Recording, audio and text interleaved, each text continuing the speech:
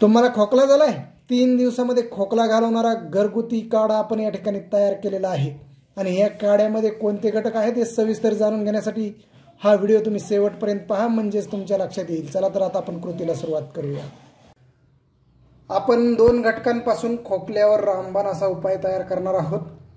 हे आहे आलं, याला आपण जिंजर म्हणतो।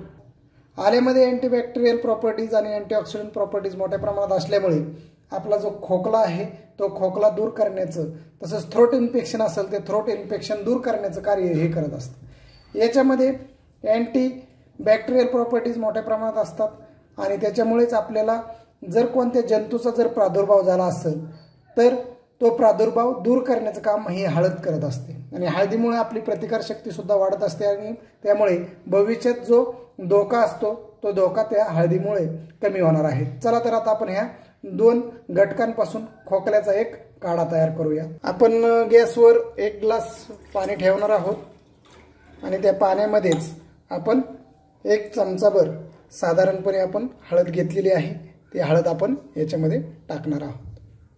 आणि जे आपण दुसरा जो घटक घेतलेला आहे आलं, आपण ते आलं ठेचून घेतलेलं आहे, बारीक करून घेतलेलं आहे, तुम्ही किसून सुद्धा घेऊ शकता। हे जे आलं आहे याचा आपण 1 ग्लास पाण्यामध्ये काढा तयार करणार आहोत आणि याला आपण उकळवणार आहोत की जे निम्म्या प्रमाणामध्ये राहील इथपर्यंत ते आपण उकळवून घेणार आहोत। चला तर आता आपण थोडीशी वाट पाहूया।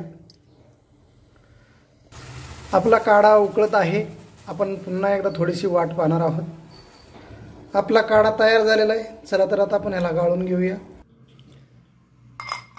3 दिवस ह्या काढ्याचं सेवन करा आणि आपला जो खोकला असेल तो खोकला समूळ नष्ट करा। 3 दिवसामध्ये आपला खोकला समूळ नष्ट करणारा हा आपला घरगुती काढा या ठिकाणी तयार झालेला आहे।